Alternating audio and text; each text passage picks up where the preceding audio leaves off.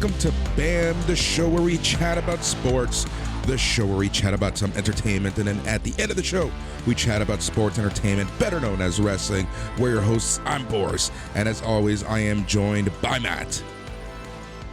Bonjour! How's everybody doing out there? We hope you're doing well. We hope your weekend went well, and you've got a good week ahead. It's Monday afternoon, Monday morning, Boris. We're here. It's early. We're half awake, but we're ready to go. At least I am. How are you feeling? I'm feeling pretty good. It was a pretty busy weekend overall. Kind of like I was talking on the Rampage Ramble. Friday and Saturday were just busy. Didn't really do anything like that, like partying or anything. It was just tons of family stuff that I had to get to and catch up. Tons of catch up still from all those weeks that I missed of doing so much. But overall, things are going very well. This week is looking pretty busy. I think you and I have a very busy week coming up. Might as well talk about that right off the top. So this week, I think I mentioned on the ramble. I don't even remember what I rambled about.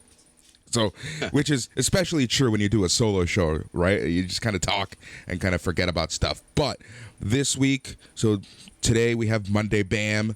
Tuesday night, right after NXT, we are going to be recording NXT Talk, releasing that on all feeds. Wednesday and Thursday are being dedicated to the G1. Like I mentioned, we had this plan to cover the entire G1. Unfortunately, I got super sick.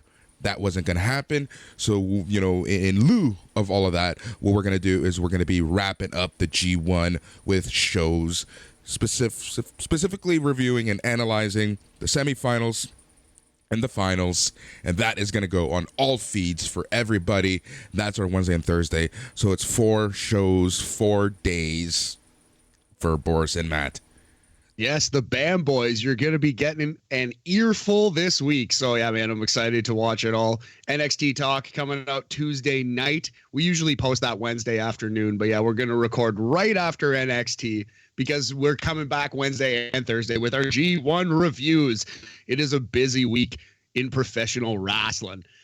But life is good, man. Life is good. Otherwise, I'm glad you had a good weekend. Saw you posting some pictures on social with a couple brews out there in the world. Yeah. Went to a brewery near us. I know that you go there a lot. We always love the Great Lakes Brewery here, but when you live near so many breweries, you got to visit some. Well, Great Lakes is still number one. Great Lakes. I went to one that we often go to. I don't think we've ever gone together, but it was Blood Brothers. Oh, nice. Yeah, that's pretty close to the homestead. I was there not too long ago, just like I think 2 or 3 days ago, just at the bottle shop, just grabbing 8 cans for the weekend, But I love Blood Brothers. Really good local brewery. If you're in Toronto, check out Blood Brothers. Yeah, exactly. They have some very good beer, and especially like if you're into the more flavored beer, they have a great selection of that. They always change it up. Really nice little like bottle shop, but also nice little like seating area as well. Always busy on the weekends. You're always waiting for a seat, but a very, very, very cool little brewery, very cool little spot, and it's one of my go-to places for our hood. Little hidden gem. Yeah, unfortunately, just for space reasons, the outdoor part isn't like the best, although they do have an outdoor patio. It feels pretty crammed. It's on like a street corner. Inside, though, it's not bad at all. And I love that spot, man. It's cool to have these little hidden gems. This is the best part about Toronto. All these beautiful little businesses like that. Yeah, if I decide to leave the area, man, like or even temporarily, that's gonna be the shitty part. But it's so funny because I bet you any money, we were talking about this last week, that if I do leave, I'm gonna end up being around a lot more than I was. Yeah, that's funny, man. Well, you're definitely welcome to come by. If you do end up giving up the basement apartment, you're always welcome here to record in person. We're going to have to figure out some kind of studio situation in my house, though. I guess we could trick out the old bedroom here and clean it up a little bit. Yeah, really, it's just a lot of cables and what it comes down to, right? And for us, specifically, it's room for laptop. I we need the laptops, not only for recording, but for notes and stuff like that, because I don't take handwritten notes. I do them all either on my phone or on my computer. That's kind of how I do my thing. But apart from that, I'm trying to think what is new that happened between yesterday that I recorded Rampage Ramble and this show. Like I said, no, just kind of like harassed the city, went around the city, got my Boris walk in the evening, and got a few hours of sleep. Feeling pretty good, feeling energized. Like I say, this week is going to be super busy, not only with SNME and BAM stuff, but just work in general. Back on the road by the end of the month.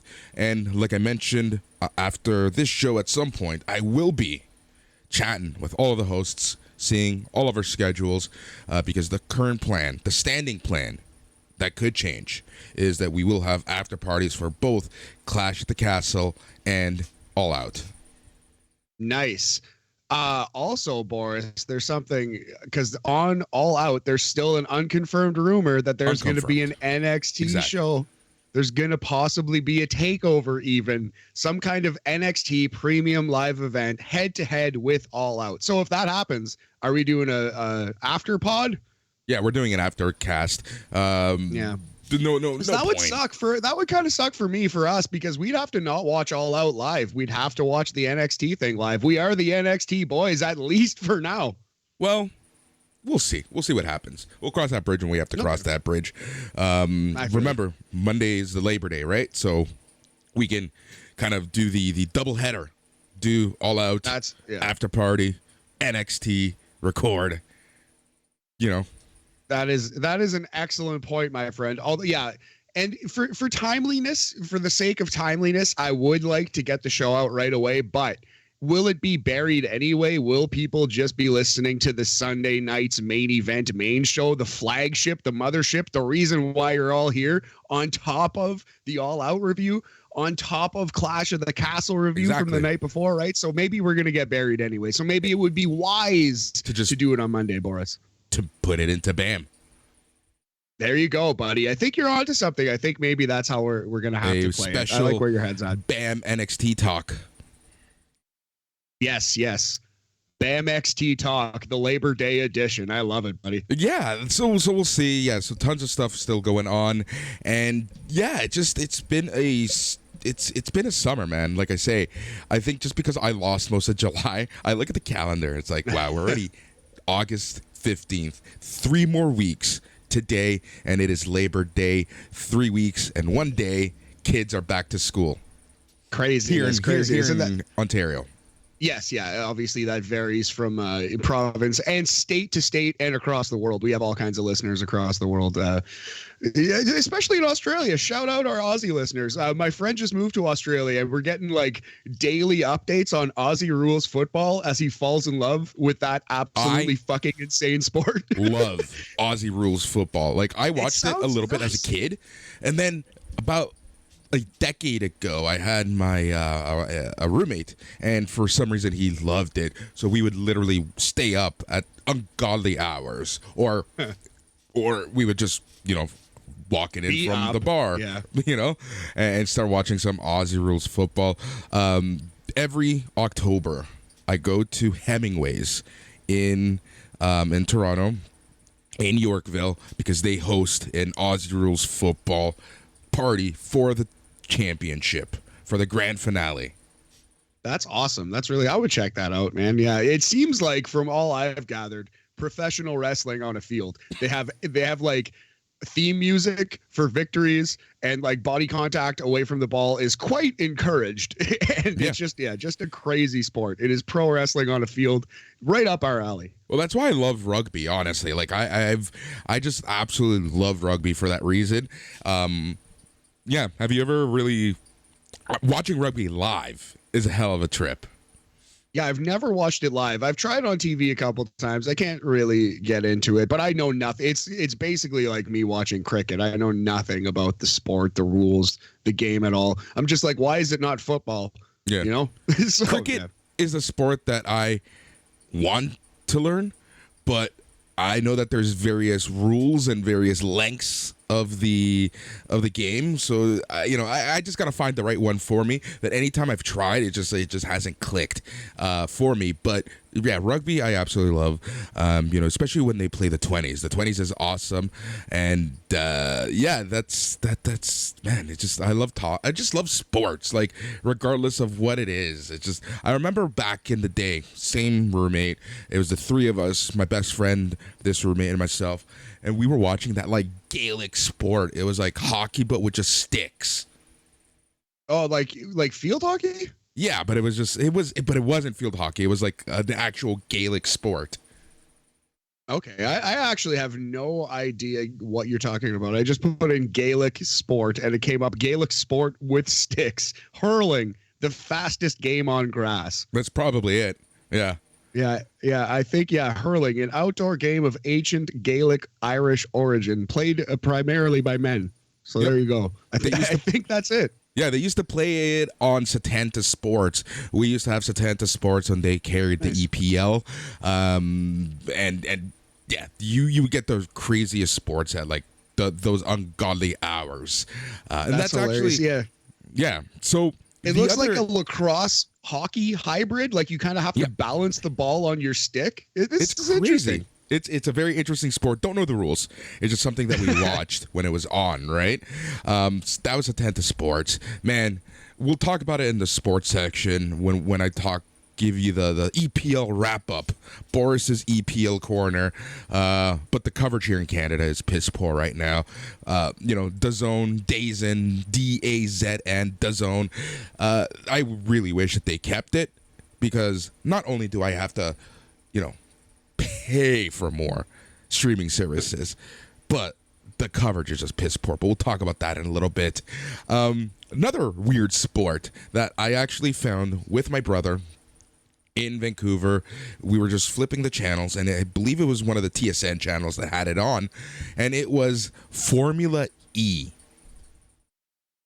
Formula E. What's that? I'm not familiar with that. So this is, it's the same governing body that has F1, F2, et cetera, et cetera, et cetera. This is the electronic car, the battery-powered Formula Grand Prix. Nice. Yeah. So it's the Tesla races. Basically, dude, but it's so weird. Okay, first off, they have a gauge for their battery. So, rather than gas, you see how much battery percentage they have, and oh my god, you're looking at that thing. It's like, are they gonna make it to the pit? Are they gonna make it to the pit? Are they gonna get that battery replaced? Are they gonna be able to get that charge, right? So there's a whole other element to this, on top of the fact that like it's so weird because they make no noise, very little noise, obviously not as fast.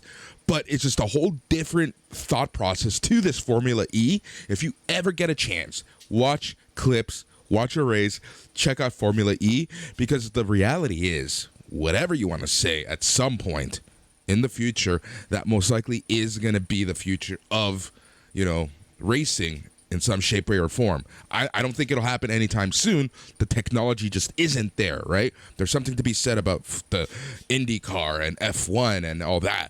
But Formula E is a very interesting little change. And Canada's actually getting its first Formula E race in Vancouver, believe it or not. Go figure, of all places, right? That is funny. Yeah, man. It's like you said, though, like the speed and the sound of Formula One's not going anywhere anytime soon, although perhaps in our lifetime, maybe in our children's or their children's lifetime, if the world is still around, it will probably all be electric cars at that time. So yeah, shout out to Mercedes's Stoffel Van Doorn, who won the Formula E world title one day ago, for all our Formula E heads out there. I watch the weirdest sports, man. Being up at all hours, I've always watched the weirdest sports. You have thrown a couple at me today that I have never heard of or considered before. Talking about weirdish sports, our actual national sport, lacrosse, is getting dope again. If you've watched the NLL lately, like it's been popping off. National Lacrosse League, it's starting to grow, starting to get a little bit more buzz. I think we might have to talk some NLL in the coming year. Agreed. We might even have to bring in Mike for that one, considering he does the announcing for the Saskatchewan team. I was just gonna say we have a couple people who can talk with some knowledge about the NLL because Greg loves to go to National Lacrosse League games. We can bring in some smack-based fathers. We can talk to Mike, Saskatchewan Rush employee himself. Yeah, man. I think we owe it to Canada because our unofficial national sport, hockey. Ooh. Yeah. Dark clouds. This is a perfect segue. We've been kind of waiting to talk about this. We were going to talk about it a few weeks ago, even last week, but we were waiting for the World Juniors. If you remember, or if you don't know, the World Juniors are on, Matt. Believe it or not. Yeah. You wouldn't have guessed. The World Juniors are on, happening, I believe, in Edmonton, Alberta, to empty crowds, to an empty building, which is just insane, just truly insane. First of all, this is a Christmas tradition, but COVID moved it to the summer this year. So that in and of itself makes it weird. But the big elephant in the room in Canada right now is the sexual assault allegations, quite frankly, the graphic rape charge against, or not charge, unfortunately, but the graphic rape allegations against some former players. Yeah. So yeah, man. And I think, I don't know. It's really tough to talk about, but I think we owe it to the victim and to anybody who has ever dealt with a problem, even remotely approximating this, to talk about it the way it is. You know what I mean? Because I feel like it's been talked about with kid gloves. So we will be, for lack of a better term, a little harsh, a little blunt in this next segment. Yep. So here's the gist. Hockey Canada, the national governing body, allegedly, paid 3.5 million Canadian dollars to settle a lawsuit by a woman who accused 8 members of the World Junior team of sexually assaulting her back in 2018. That alone in itself is, pretty huge, because that's essentially hush money. They paid $3.5 million of hush money, and there seems to not have been a real investigation. It was kind of, hey, this happened, and we're gonna make it go away, right? Now, things only got so much worse because Hockey Canada, after an audit, acknowledged that the money came from a slush fund generated from hockey registration fees, including those from children. Which is just grotesque. Like, the implications of that, you send your kid to hockey and you're paying for the World Junior team to assault girls. Are you fucking kidding me? That's disgusting. On top of that, Matt, through audits, through testimonials, through investigations, the fund was seen to had pay another $7.6 million to settle 9 sexual assault and sexual abuse claims since 1989. 1989, which means longer than a lot of the listeners of this program have been alive. They have been covering these things up, and that's just the ones on record. And as all of this was happening, it emerged that there was another allegation of sexual assault involving another national junior team back in 2003. Yes, and that one is tough because a lot of current but definitely former NHL stars were on that 2003 team. Marc-Andre Fleury was on that 2003 team. And it's just like, how deep does this go? And it's just, yeah, man, it's just put a pall over what is the national game in Canada. And obviously it just kind of feels like hockey doesn't matter and shouldn't matter. And it would be ignorant to be talking about how Canada is doing in this tournament right now. The real story is that this shit is happening, this all coming out right now, reminiscent almost of Vince McMahon in some ways, but different because it's a group of players and it's a culture that is just so deeply ingrained in this country, man. How you grew up in Canada, hockey players to some extent. I grew up in small town Ontario, very, very small town, Northern Ontario. We had a good hockey team in my high school, shockingly good for our amount of people. I think we won OFSA one year, which is the Ontario wide championships. It was a true underdog story, but these like collection of like 20 kids were like gods in my school for like that 1 year. And I can see how certain things, like, you know what I mean, when like I can see how the snowball starts rolling downhill is what I'm trying to say. And it's just a complete lack of any kind of consequences for actions for years and years and years and years leads a person to be able to think that they're invincible. And also the whole bro culture of the early 2000s. I don't know, man. I am not equipped to fully have this conversation. Obviously, I'm just some asshole out there, but it's disgusting. It's to be a lifelong hockey fan and somewhat of a Canadian patriot. Like, I love this country. I'm white. I'm full of white privilege, but I've been blessed to live in Canada. I like it here. And it's just embarrassing to be a Canadian. It's embarrassing to be a hockey fan. Yeah, it's really tough. It's really tough to see all this. You know, what I've always said about athletes today and them being able to get away with so much, right? Like, we've seen so many cases, you know, there how many rape trials, you know, because he was, you know, he was so good at something. We don't want to ruin their precious little life, right? But we never think of the victims in all this, right? And that's the part that gets to me, number one. Number two, the thing that really has gotten to me is Hockey Canada's just lack of fortitude to investigate. And because of that, luckily, thankfully, sponsors have been dropping out left, right, and center. Yeah, thankfully. And the head of Hockey Canada, the CEO, had to resign. Yeah, I am fully in the belief that you kill it with sunlight. And if it's going to be a hard few years, even a hard decade for Hockey Canada, good.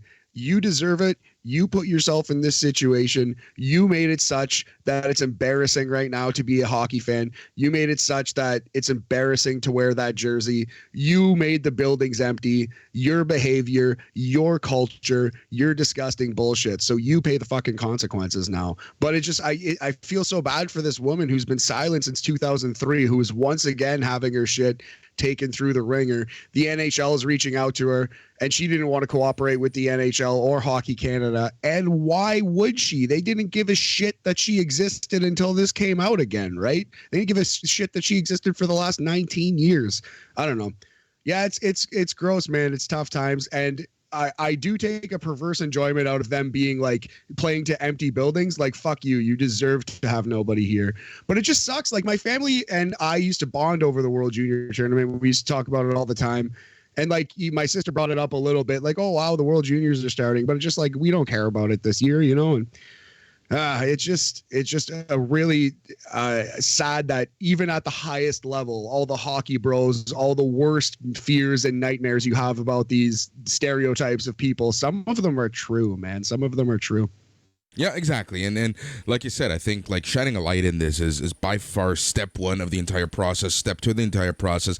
The part that really got to me is the fact that the board and the CEO for the longest time refused to resign. It's like, I remember the CEO, his name is just left my head right now, and he was essentially saying he wants to see this through. He wants to see the changes implemented.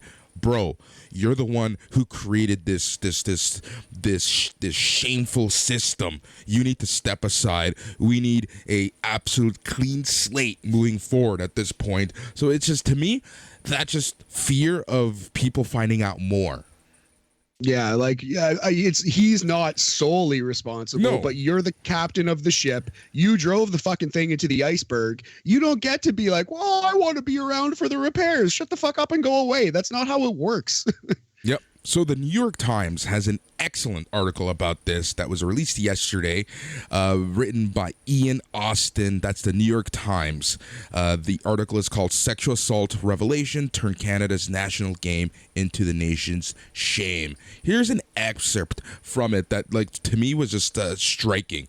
So read a little bit. The pandemic shifted one of Canada's long-standing holiday rituals, the World Junior Championship, from December to the middle of summer.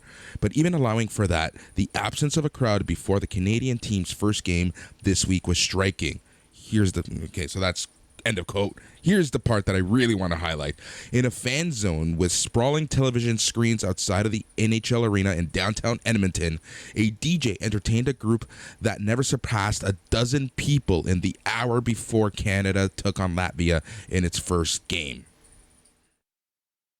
That's wild, man. That's like a documentary. That's like a movie waiting to happen. Like someone should go and get some footage of that because that's like haunting. You know what I mean? That's like such a encapsulation of where we're at right now, unfortunately, just because this summer has been so devastating for Hockey Canada, and rightfully so. Exactly. And, and I do hope that people are recording this because this is stuff that we can't forget. This is stuff that needs to be highlighted. This is stuff that we need to remember. This is an embarrassment and a black eye to the unofficial national sport of Canada, right? Like, this is the stuff I want to see. A few years down the road, you know how on Netflix there's that Woodstock documentary for Woodstock 99? I want to see something about this so that people can remember this and never forget the shame that all of this is bringing to it's hockey. It's hockey, man. Well, man, it's just like think of like the hockey players that you knew growing up in small town hockey and multiply their worst behaviors and their entitlements and the fact that they've been spoiled by 100, by 1,000, and then set them loose in a foreign country. Like these were in most cases children making these mistakes, or like 19, 20-year-old people who were just very, very young. So I do think there needs to be a degree of, and there has been a degree of education happening, and I think that's really good. Having said that, that's the very, very barest of minimums, bare minimum that you can do in this situation. There needs to be a culture change from the ground up in hockey, and I don't fucking know how you do something like that, man. That's like decades of work.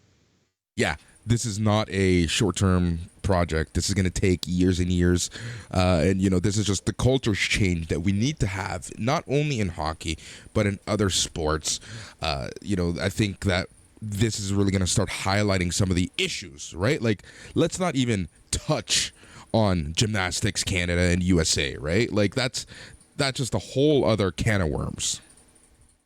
Yeah, oh my God. Yeah, absolutely. But I do feel like it seems like there have been some people who have been punished, and it seems like, I don't know anything about gymnastics, but as an outsider who knows nothing, it seems as though the culture is starting to shift there somewhat. At least some of the worst abusers and monsters have been found out, right? So hopefully that happens. It's just gross here because Hockey Canada knows the names. They know where the bodies are buried, and they are still covering a lot up. And there's still going to be a giant gulf of trust between the casual fan, the patriotic Canadian fan, and the actual hockey team until they start like actually I don't want to be like a torchbearer, like name the names, but they kind of need to like punish some people for this. They kind of need some kind of retribution, some kind of consequences here.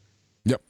So we'll be following this story. We'll be kind of giving people updates on this show, and we'll see what happens. But at the end of the day, things need to change. All right, Matt, let's play a game.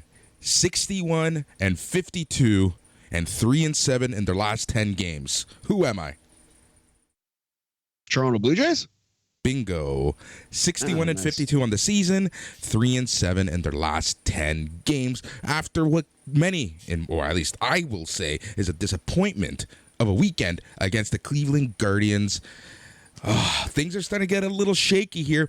Yes, we still are holding the number one wildcard spot in the AL. That means that we are luckily going to be playing at home.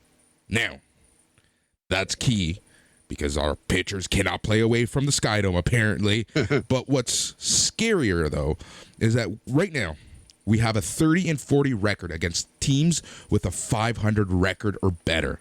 That's 30-40 with teams that have a 500 record or better.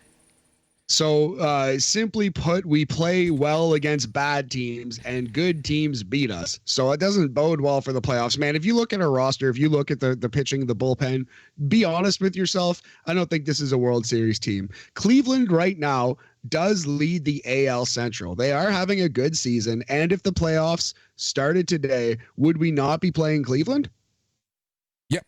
That's exactly how it would be going. Right. So I mean, I think that was a good test for us. And it was a test that ultimately we failed, which is fine, though. It's a learning experience. I think we saw this is a team that the Jays could realistically play in the playoffs. And I don't know. I like the Jays to win around. I think if it came down to it, they could beat Cleveland. I don't think they have a chance against the Yankees or Houston. At the end of the day, I don't think they're going to win the World Series this year. They need a couple more arms still. Of course, and that was like the big takeaway, right? And again, we can talk about the trade deadline, but what are we going to do? Sell the farm for a couple arms, rent the players? Well, yeah, that's not what I want to do, right? All right, so. Let's talk some serious stuff here in terms of the baseball playoffs and the wild card. Remember, there is no more game 163. They are now determining rankings based on head-to-head records. These are records against teams that are likely to make the playoffs in the American League. Baltimore Orioles were 2-4. Chicago White Sox were 4-2. Cleveland Guardians were 2-4. Houston Astros were 4-2. Minnesota Twins, 3-4. New York Yankees, 4-8. Seattle Mariners, 2-5. Tampa Bay Rays, 4-6. Now, most likely the Yankees are going to keep dominating. Even though right now they're not dominating, but most likely the Yankees are going to take the AL top spot, which means that we're going to have to get a wild card spot. We better get that coveted number 1 of 3 wild card spots. Right now, things are looking pretty good, but things can be very, very, very tough. It looks like we're going to be playing the Cleveland Guardians or the Twins or the White Sox at this point. Yeah, there's lots of baseball left. So actually, so we've switched to the old NFL playoff rules. It's 6 teams. So if the Jays get the first wild card spot, they host a playoff series. They wouldn't play Cleveland right now. They would play Seattle right now. Yeah, right now. Misspoke. I'm just saying in general. True. Yes. Yes. I think you're right. I just wanted to clean that up. Earlier in the podcast, I misspoke. Toronto would play Seattle right now, and they would host that series, which would be interesting. All 3 games. Yeah, true, because it's 2 out of 3 for the wild card series. Man, I wouldn't worry yet. It's just there's so much baseball left. There's still all of September and half of August. So, yep. And here's the thing. Just gotta hope. We just gotta hope for some pitching. Yeah. So here's the thing. We have 35 of 49 games against AL East teams, which bodes okay for us. But there's only one team in the AL that's under 500 right now, and that's the Boston Red Sox. And currently, as of today, August 15th, they are 56-59. So yeah, things are not easy. And I remember around the All-Star break, they were really saying that apparently Toronto, the Jays, had one of the hardest second half schedules.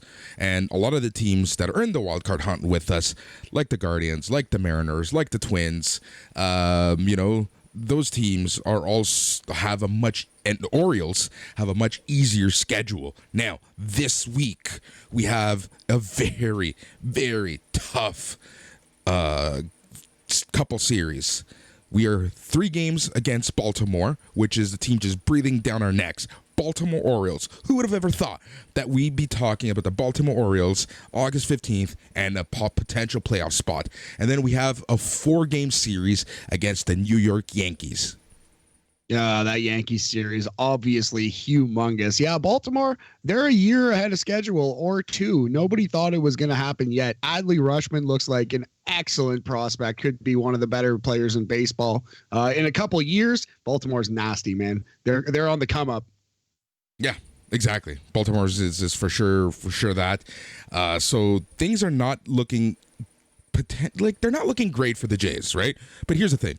I knew going into the second half of the season, especially after the first quarter of the season, when the Yankees kind of stole the AL East, that things were going to be tough. You already saw the cracks in our team. And what's really hurting us is George Springer being away. There's something about George Springer when he's just completely away from the team via injury that it's like we just lose it. There's something that George Springer brings even to the bench that just really helps the team, and he just goes to show you how important he is to the organization.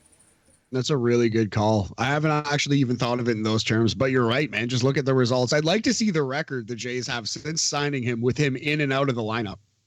Yeah, that would be a very interesting stat to take a look at, because I know it's a very daunting stat, because they were talking about it at some point in one of those review shows. And yeah, so things are looking pretty iffy for the Jays. Let's talk about my other team, the LA Dodgers. They are, ever since signing Joey Gallo, I think they're 11-0. Wow, the Joey Gallo, the experience. That's amazing. I think the Dodgers are laughing now that Tatis from the Padres is suspended for the rest of the season and the playoffs and the start of next season. The Dodgers are definitely the team to beat in the National League. So let's talk about that real quick. Fernando Tatis Jr. suspended. Is it 80 games? 80 games for a first-time PED offense, yes. Oh, man. That's the pressures, right? I always talk about the pressures in baseball and PEDs. The people who I always feel bad for are those players who are kind of on the brink, on that cusp, that line, the Mendoza line of AAA and making a big league roster, right? Those are the people who feel the pressure often of PEDs, who they need to up their game just a little bit to take PEDs. I have zero remorse for people and superstars like a Tatis Jr. who take PEDs. People are trying to make excuses that he was taking something to help with his injury so that he can recoup faster, et cetera, et cetera, et cetera. At the end of the day, he knows what's legal. He knows what's not legal. He wants to be there because he knows that his team is making a huge run for that championship. So tough shit, brother. Hey, man, death, taxes, baseball players doing steroids. We came up in the steroid era when Mark McGwire and Sammy Sosa were just shattering home run records, and Barry Bonds was just shattering what we thought the human forehead could achieve. So, yeah, man, I don't know. This is just nothing. This is nothing to me. Of course, I'm still of the belief that 75% of athletes are all on steroids all the time. Yep. So yeah, Dodgers are just running away with it. Top team in the league, and right now they are the odds-on favorite to win the World Series, and they are looking really good. Dodgers are doing what the Yankees are doing, right? Where they had this super hot start, and then they kind of just fade away around the August, September time, which to me always scares me. But right now, they're getting hot at the perfect time, and I hope they can keep this up, and I hope that Kershaw can come back feeling better than ever, get his rest in, and be ready for the playoffs, because even though he's getting a lot older, Kershaw to me is such an important piece of the puzzle for the Dodgers to win the World Series.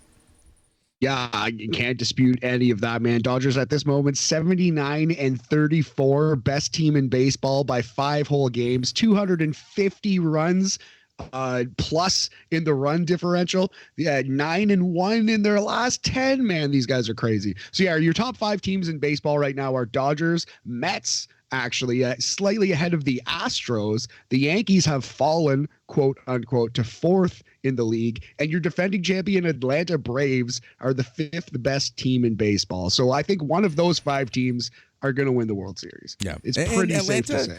Atlanta's quiet good right now. I think they're going to surprise a lot of people over the next month. And I hate to say that just because I hate Atlanta, but they are a great franchise right now. They're such a quiet, sneaky, good team.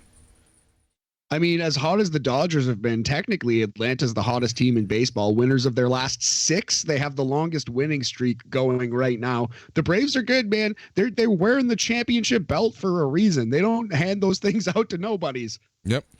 So speaking of oh man, I don't even know how to segue into this. Rasmussen, Drew Rasmussen of the Tampa Bay Rays. Perfect game on Sunday going into the 9th inning. First pitch of the 9th inning. Jorge Mateo gets a double in left field to ruin a perfect game. Matt, I got to ask you, as an athlete, I'm sure you want to ruin that perfect game. But at the same time, I'm sure that there's a little piece of you that feels like shit. It depends, for sure. To our listeners out there and yourself, are you familiar with John Boys? John Boy, the SB Nation YouTuber / internet personality. So this guy's awesome. He does awesome videos about sports. Definitely check him out if you like sports. Go pop his name into YouTube right now. JONBOIS. Anyway, so he did a great series about Toronto Blue Jays legend, arguably best pitcher in Jays history, Dave Stieb, and his lost no-hitters and perfect games. And there is an interview with a player who broke up his second straight no-hitter in 8 2/3. That's not a lie. Dave Stieb went back-to-back almost no-hitters, and on the last batter of the game in 2 straight games, a feat that will never be duplicated again, he lost his no-hitter. And on the second one, the guy looks like he's at a funeral when he's being interviewed. He just feels so bad that he took this away from Dave Stieb, but he's an athlete too. He's trying to win, right? But yeah, no, that was the primary example of the athlete actually feels like shit that he broke up this guy's perfect game. So here's an interesting thing about Drew Rasmussen. It's funny that you bring up Dave Stieb and his many attempts to getting that no-hitter. There's been documentaries about that, like mini documentaries and stuff. So it's really well done. His last outing, he pitched 8 perfect innings against the Baltimore Orioles. So yeah, this is just crazy. Poor guy. Poor freaking guy.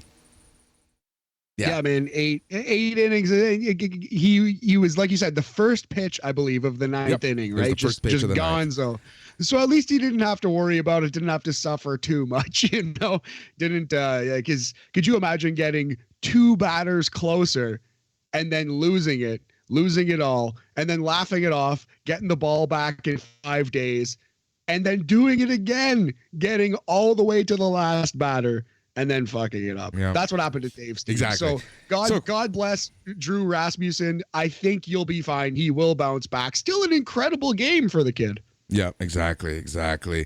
Yep. So one thing I did want to clear up is the Dodgers winning streak is over now at 12 games. So that's why the Braves are the hottest team right now. Yes, because they lost last night, right? Yeah. So they are a meager 9-1 in their last 10. Fucking losers. They are fucking losers. No, the Dodgers. I think Dodgers, Yankees, Dodgers, Astros. We could be in for an excellent playoff in the world and World Series. Yep. All right, let's talk some APL quickly. Liverpool is playing today, April 15th, against Crystal Palace. The weekend saw some interesting, not shocking results, except for one game. In the 35th minute, the Red Devils of Manchester were down 4-0. 4-0 after 35 minutes against Brentford. And now Manchester United is at the bottom of the Premier League. Is there a chance that they're going home? Are they getting relegated? No, Are they going down? I don't think they're that bad. I don't think they're that bad. I don't think they're that bad. But, I've been saying it for years. Blow it up. Just blow it up completely. Blow it up completely. Look at your academy. Blow it up completely. We've struggled essentially since Sir Alex Ferguson retired, back in 2013. Like, this is a very, very long time at this point, and it's just really, really bad. Man City, they're at the top of the table. They beat Bournemouth 4-0. Arsenal also has a maximum 6 points after 2 games. They beat Leicester 4-2. Yeah. Also worth noting here, my only contribution to EPL is how's Tony Khan doing? So Fulham through 2 games, 2 draws, 2 goals for, 2 goals against. 22 twos for Fulham and Tony Khan. Yep, there you go. And then the other interesting battle had to do with former players. Steven Gerrard won his first managerial clash with former England teammate Frank Lampard as Aston Villa beat Everton 2-1. Nice. That's that like FIFA 02 team right there. I remember those guys. Yep. So there you go. That's the EPL in a nutshell. Oh, United. Oh, mother effing United. I mean, as somebody who respectfully doesn't know or care much about the EPL, I love soccer. Like, I used to play it when I was a kid. I enjoy the sport a lot, but I'm hardcore cheering for my Man U to get relegated. Sorry, buddy, but it's just the most interesting thing that could possibly happen. Anyways, moving on to wrestling.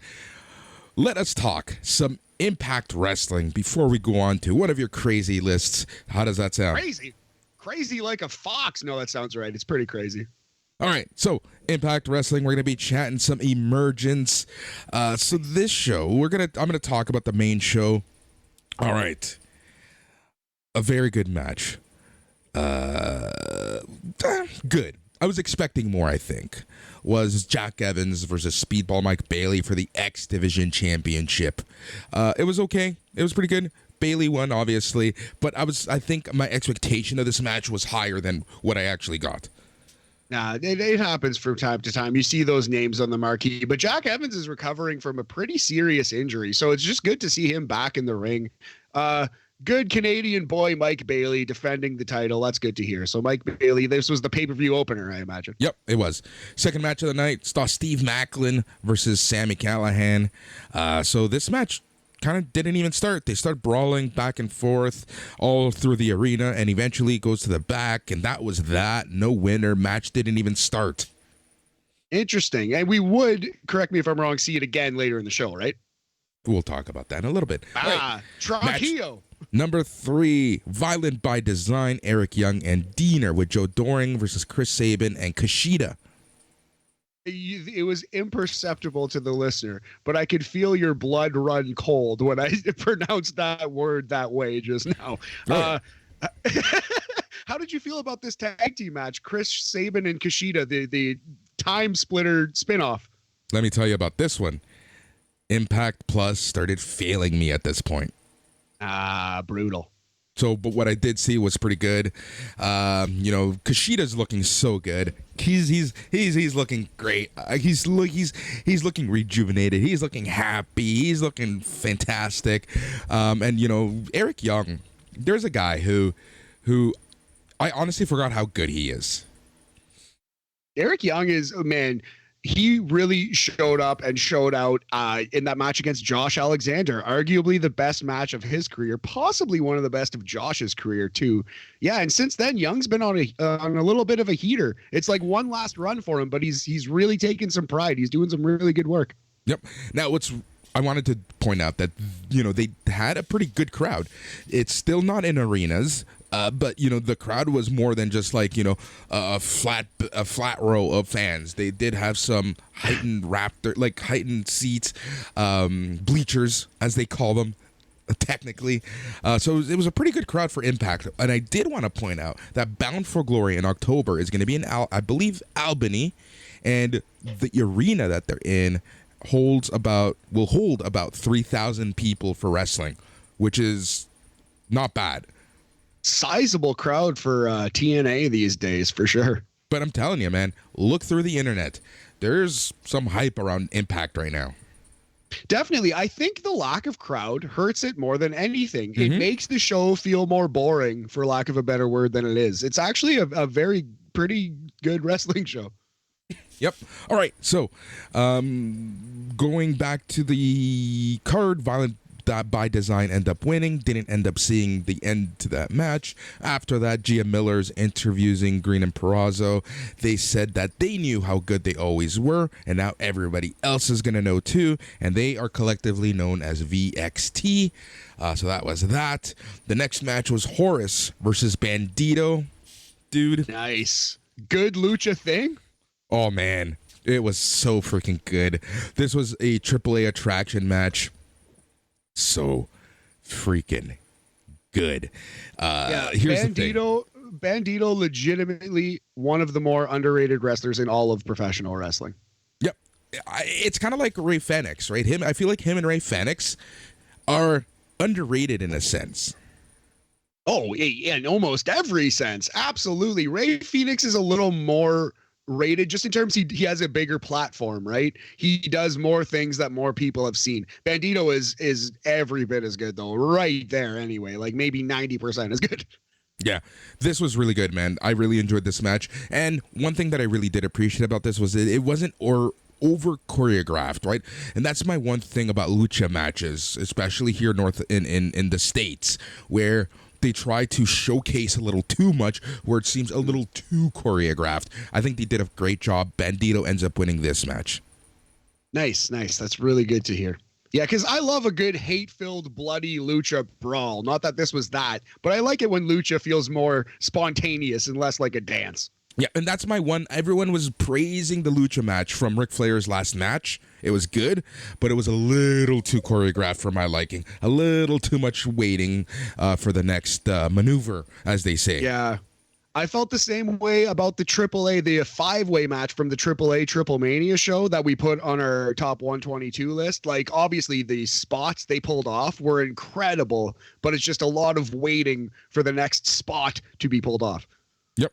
All right, the next match was Sami Callihan versus Steve Macklin, Part 2, Electric Boogaloo. So this one actually did happen. This match was all right. I don't know. I just enough with the anything goes matches and Sami Callihan. I want to see him in a straight up wrestling match. It's just we've seen it over and over. It's kind of his shtick, you know? Yep. All right, so Sami Callihan ends up winning this. The next match was a match that personally I was not looking forward to because I don't have any more time for Honor No More. It interests me no mas. So it was Honor No More, Mike Bennett, Matt Taven, Vincent, Eddie Edwards, and PCO versus Bullet Club's Ace Austin, Chris Bay, Carl Anderson, Doc Gallows, and Hikuleo in a no DQ match.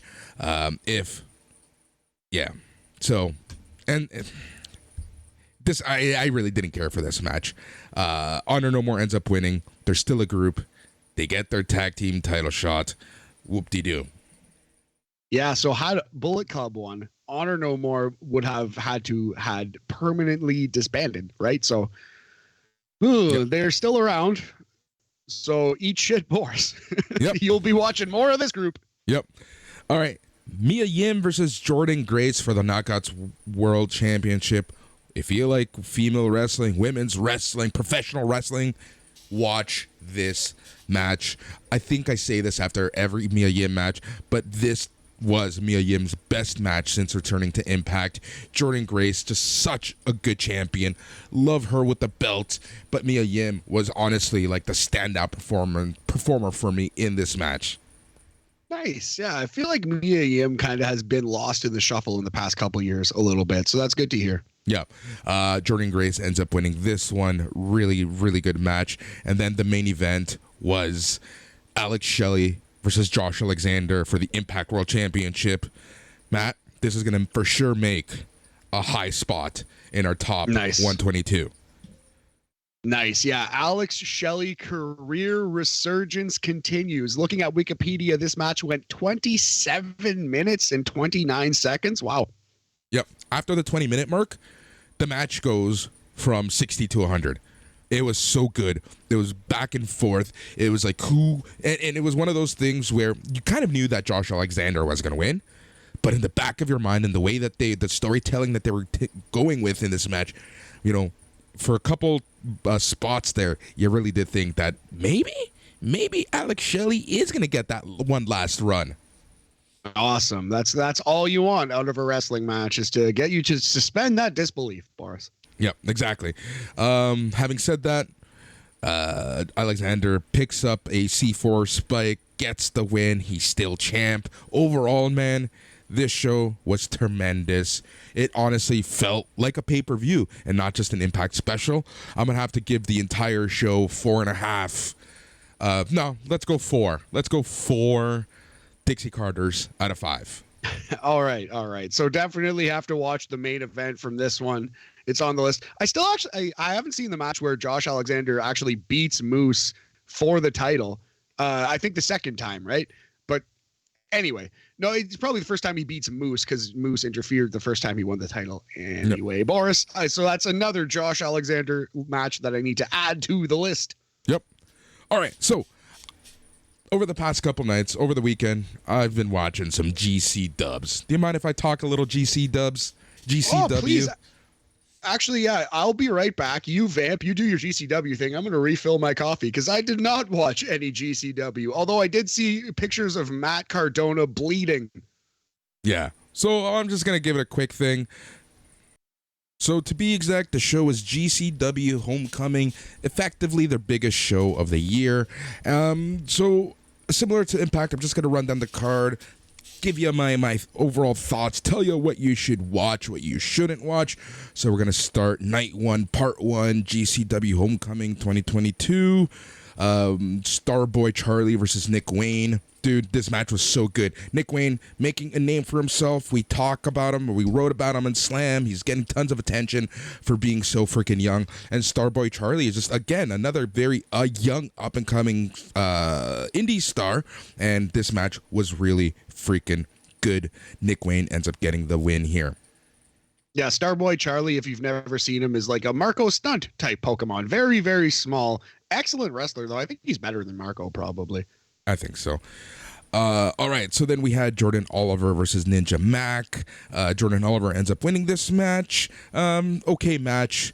The scramble match, it was what it was. Gringo Loco ends up winning. Don't have time for these type of matches.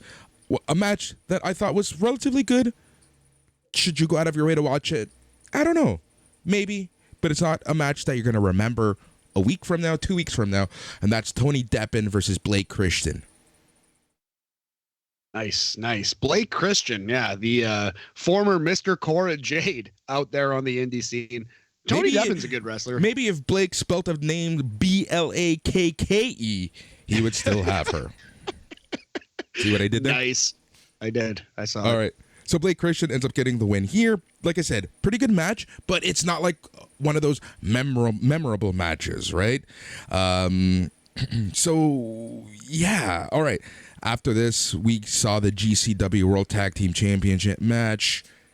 The Briscoes end up getting the belts off of Los Macizos. Interesting. So, yeah, they were previously GCW champions, right? They won them back? Yep, they won him back. Also, am I seeing correctly that one of Los Macizos was Ciclope? Yep. Nice. Yep. He lives. Yep, he lives. All right, so after this match, the second Gear Crew, Mance Warner and Matthew Justice, come out. They essentially lay down the challenge September 3rd in Chicago. It'll be a full-on tag team scramble. We saw Cole Radrick versus Charlie Evans for the GCW Extreme Championship. I don't have time for these types of matches. So Cole Radrick ends up winning in the match that I literally had no time for, and that was a death match where we saw freaking blades, literal knives, and people blading each other with knives. You had John Wake Murdoch versus Matt Tremont. Yeah, that's why I don't watch GCW, man. The deathmatch stuff is just too much for me. John Wayne Murdoch wins, and then another match I didn't really have time for was the GCW Ultraviolent Championship match. Rina Yamashita ends up winning this. Again, a little too much stuff. It's not for me. It's not for me. I'm sure a lot of people loved it, and I know a lot of people that loved it, but it just, I'm past my angst ECW years. I lived through the original ECW, right? Philia, you were Sandman was pouring beer down your gullet. You were 15, 16 years old, Boris. 14, 13. Crazy. I don't begrudge anybody who likes death matches or intergender matches. It's fine. Wrestling's fake. It's fine if that's your thing. These are performers who agree to do what they do. But I can't think of anything I want to see on planet Earth less than an intergender death match on a GCW show. Honestly, I'd watch. I don't even know. I'd watch a full year of Fox News before I watch that match. Like straight up. Like I'm over it. All right, GCW World Championship match. It was Effie versus Jon Moxley. This was a bunch of fun. Effie just being Effie, Jon Moxley being Jon Moxley. This match was fun. Go out of your way and watch this match. Jon Moxley ends up winning this match. Nick Gage comes out after the match, challenges Moxley to a title v career match, essentially. So that's going to happen in a little bit of time. Nice. Moxley versus Gage, title versus career. Do you think Nick Gage retires, or that's just a way to get the belt off Moxley? I have no clue. Honestly, I can see both things going. Both scenarios actually being true. Yeah, for sure. Well, we'll get into part 2 because it feels like maybe Nick Gage has something on the horizon. So maybe he will be winning this title. Yep. All right. Part 2, Scramble match. It was what it was. Cole Radrick is still your GCW Extreme champion. Maki Ito makes her debut in GCW. Nice. That's fun. Love to see Maki Ito. Yep. So Sheik fought Maki Ito. Maki Ito ends up winning this match. It was an okay match. Watch it for the Maki Ito. Yeah, sorry, Maki Ito versus Dark Sheik. I like that match a lot. I like Dark Sheik. Yeah. It was a pretty good match overall. It was a pretty good match. It was a very fast-paced match, and, watch it for the Maki Ito-isms. All right, Kevin Blackwood versus Ninja Mac. Pretty good match. Ninja Mac wins. Ninja Mac, I want to see him featured more. Oh, Ninja Mac is doing awesome work in Noah, in the juniors division of pro wrestling Noah. Ninja Mac is an incredible athlete, especially for his size. It's kind of like a little chunky luchador. Yep. All right. A match that I really enjoyed was Second Gear Crew. Mance Warner, Matthew Justice, and Manders versus Blake Christian, Jordan Oliver, and Nick Wayne. Oh, that's an interesting trio. Both sides. I like Mance Warner. He's really made a name for himself for the last couple of weeks, I think, with his AEW appearance. Yeah, and that's the beauty of AEW at times, right? At times. Second Gear Crew ends up winning this match. That was that. Then, for me, the match of the weekend, Starboy Charlie versus Mike Bailey. Oh, interesting. So this was some flippy little boys doing some flippy boy shit, but I'm excited to see this one. I'll check this one out. Yep. Mike Bailey ends up winning with a Flamingo Driver. I'm seeing here in someone else's notes that he tombstone Starboy Charlie through a door. Yes. Yeah, there was some crazy. There was some stuff happening here. It was a pretty fun match. But it was Mike Bailey, just give him all the belts. Give him all the belts. Yeah, absolutely. I'd like to see him get a run with the Impact World title. Bailey versus Josh Alexander would be an excellent match. Yeah, exactly. All right. After this, we saw a Charlie Evans and Everett Connors versus Effie and Alley Catch. Okay. Again, not into the mixed intergender stuff. So it was whatever. Yeah, it feels like a comedy match. Yep, pretty much. The Ultra Violent Championship match. Rina Yamashita ends up winning this match. We saw Los Macizos, Ciclope, and Miedo Extremo versus Alex Colon and John Wayne Murdoch. Oof. So they went intergender death match followed by tag team death match. Yep. Yeah. See, if I that's why I don't watch GCW again. I'm not going to belabor the point, but if I went to a GCW show, as soon as I saw the death match champion come out, I would just leave for an hour. I would just go get a sandwich or something. Yep, exactly. Alex Colon and John Wayne Murdoch end up winning this match. All right. Then the Cardonas renew their vows. You have to see how Matt Cardona was dressed. If anyone watched SummerSlam 1991, you would love it. And the match made from heaven. That's amazing. That's amazing. I actually have a picture right here. And yeah, I can confirm he is Macho Man Matt Cardona. Do you know who officiated this ceremony? I do. Winner of Tough Enough Season 1 Maven. Fact. This was absolutely insane. This was a fun ceremony to watch. And look, because it's GCW and indie wrestling, sometimes these non-wrestling skits can go a little too far, a little too much creative freedom, right? But this was just the right amount of insane.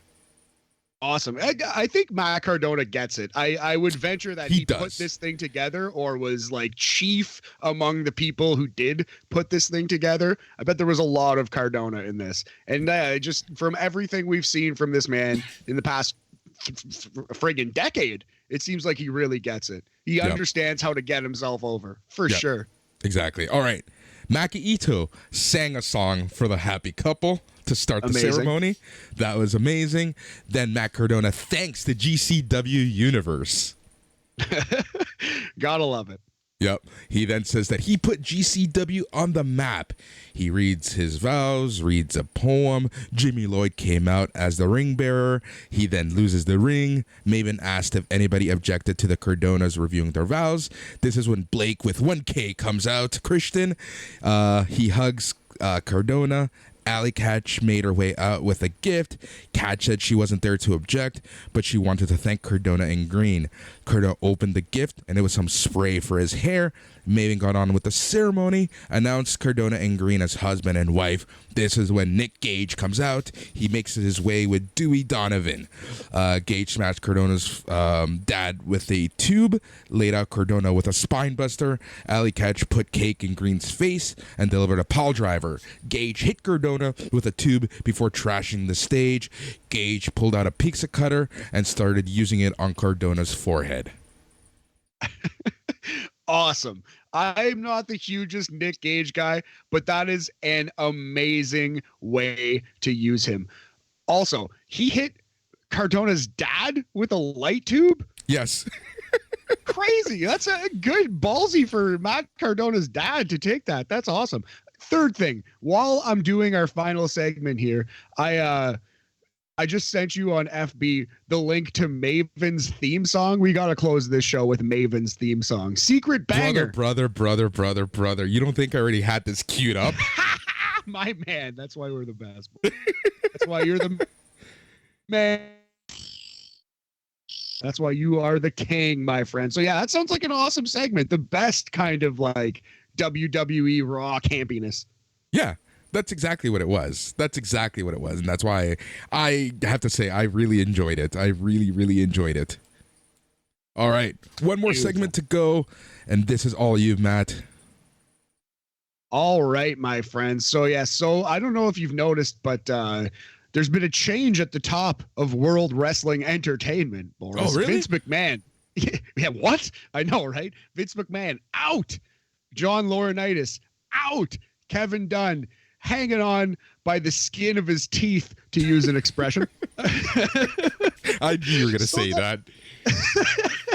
So that leaves us with the Triple H regime, the McMahon-Helmsley faction. Boris, it's running the show. So I thought today we would do a little top 10 wrestlers who are helped the most by the change of regime. Top 10 wrestlers who will be helped the most by the fact that Vince McMahon is on an island somewhere, hopefully not one owned by Jeffrey Epstein. Moving on forever. Jesus. So the idea behind this list is the 10 wrestlers who have been helped the most, right? So off the post on this list, I have two names who I don't want to include, though I do want to acknowledge. So Kevin Owens and Ricochet, I don't have on this list. They will be helped a lot by the Triple H regime, but I think they were going to be fine anyway. I think it's safe to say Kevin Owens under Vince McMahon would have won another WWE title someday in his career. Ricochet, he was finally starting. Vince McMahon was finally starting to get it. He was finally starting to get more of a push. I think Ricochet would have been fine. They're both way better off now, but these next 10 people are arguably like their careers have all been saved. Mm-hmm. Yep. I think that's a perfect way to put it, because I think you're 100% right about Kevin Owens and Ricochet. People can say what they want about Ricochet, but he gets his TV matches, right? He's featured on TV. He's won belts, I guess, right? So they were doing fine in that sense. Kevin Owens was being featured. You know, he was given Austin at WrestleMania. It's not like they don't like him, but I think that their careers are going to be helped, and moving forward, they will do well, much better than they would have without the new regime. But this list is people who essentially careers are saved. Yes, exactly right. So coming in at number 10 from NXT, formerly NXT UK, the A-Kid / Axiom. So this is somebody who Vince McMahon would have never, ever gotten, never understood, no matter what gimmick he had, no matter how many masks or suits he was wearing.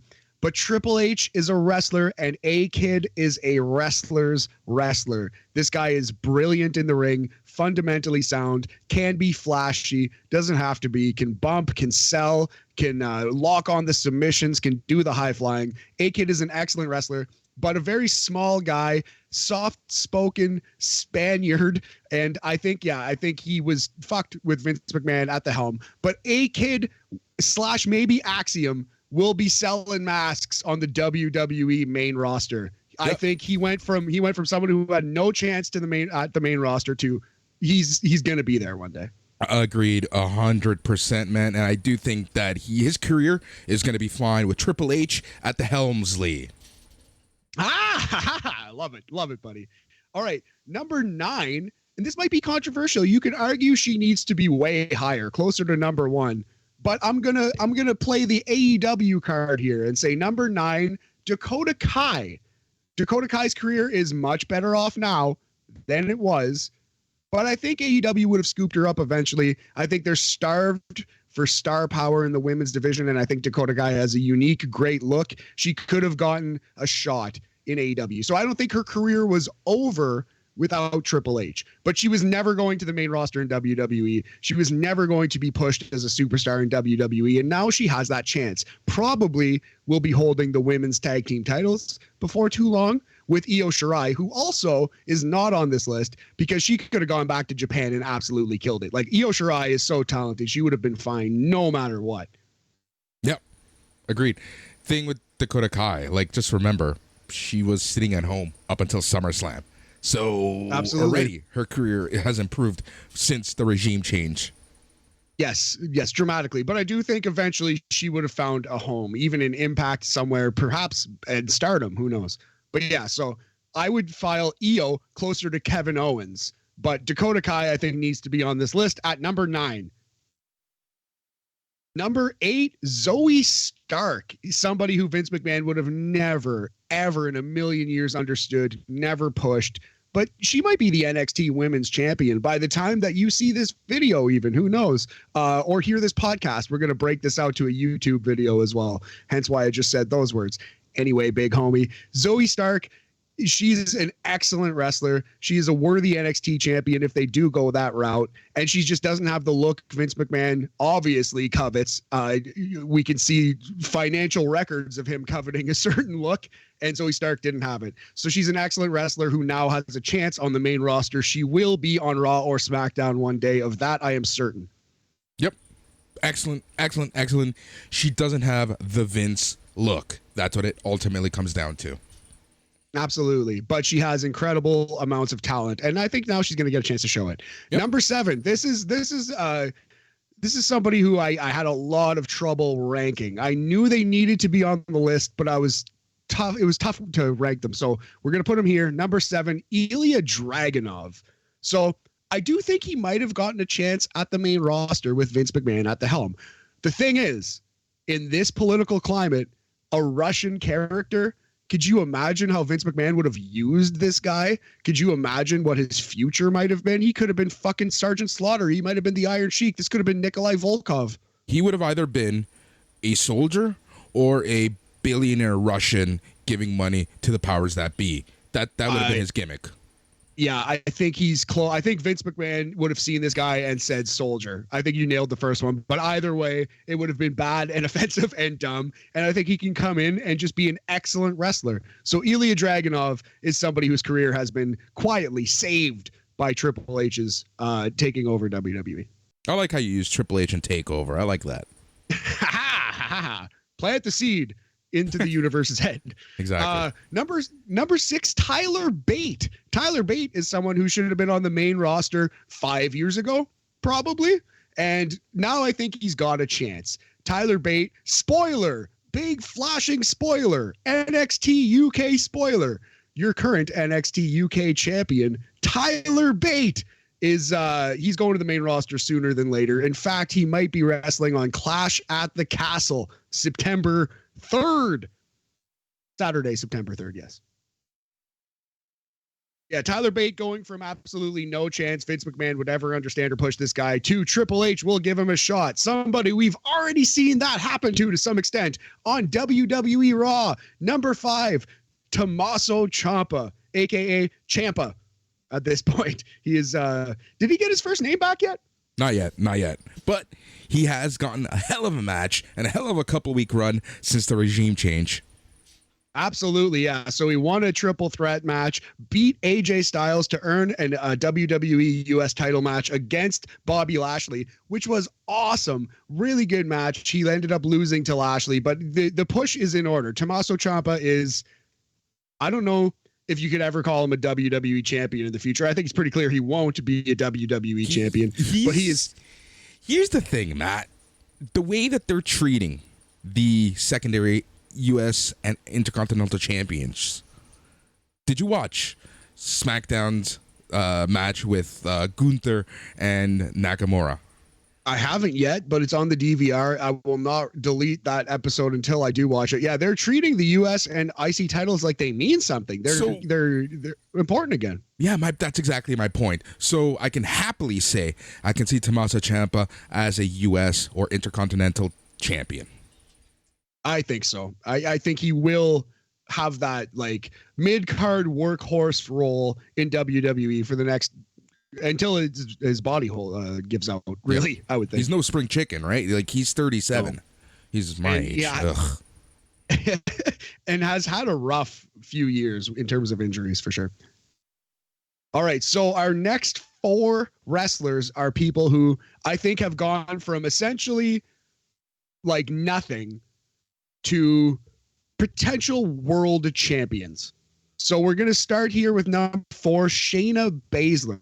And the only reason she's number 4 is because she already was on the main roster. She was established. She wasn't going anywhere. But if you've watched WWE since she's been called up, she was very much slotted in a lower mid-card role, tag team kind of role. Shayna Baszler is a fucking killer. Triple H knows that. Shayna Baszler is going to win the Raw or SmackDown women's title now. That's an inevitability. I would put it at like 99%. Yeah, exactly. And she does have a chance at Clash of the Castle. Exactly right. I think that's too early, but in her career, she will do it. Maybe she does it at Clash of the Castle, though. That'd be a really great way to push her, like to really show you that she's back. I'm very interested to see where this whole Liv Morgan storyline goes, just because of the booze and all that fun stuff. But that's a conversation for the Smack Daddies to have. I love it. And yeah, we can leave it for them. So yeah, I would say Shayna Baszler's percent chance of winning the world title one day went from like, I don't know, 10 to like 99. But I'm only ranking her at number 4 because she was already on the main roster. She already had a job. But it's still like she's gone from kind of nothing to a legitimate main event player now, I would say. Yep. Number 3, someone who went from nothing to an outside shot at a world title one day. AJ Francis, top dollar.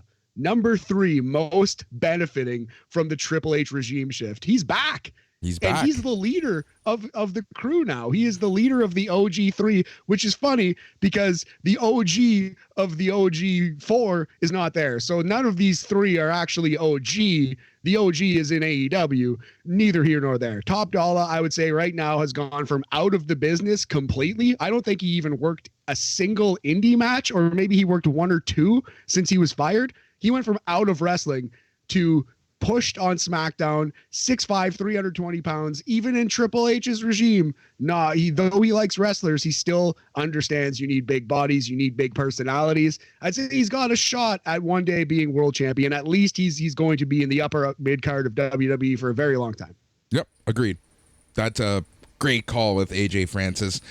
Yeah, it's funny just because we talked about them last week. Yeah, exactly. I specifically was like, oh, I feel bad for Ashanti. I don't think we'll ever see him again in wrestling. And then like 5 days later, he was on SmackDown. So I'm a fucking idiot. Never forget. Don't listen to a single word I said. Yeah, you single-handedly got the Iconics fired. That's not true. That's not true. Stop saying that. The Iconics they're not even in wrestling anymore. The right thing happened. All right, so number 2, this is a tough one. It's a little bit of a flex. It's a little bit of a prediction. Holler at me Saturday, September 3rd, when this is born correct. Number 2, Bray Wyatt. Bray Wyatt. I'm telling you, future WWE champion Bray Wyatt. Number 2 most helped. That's a ballsy call, my friend. It'll be less ballsy in about a week, I'm telling you. Anyway, we'll see. I don't have inside sources, by the way. I might be very wrong. I don't want inside sources. I want to always have the fans' perspective. I'm just telling you that's going to happen for sure. And the number 1 most helped wrestler, I don't think it's debatable. I think it's obvious. It's clear. Karrion Kross. Yeah.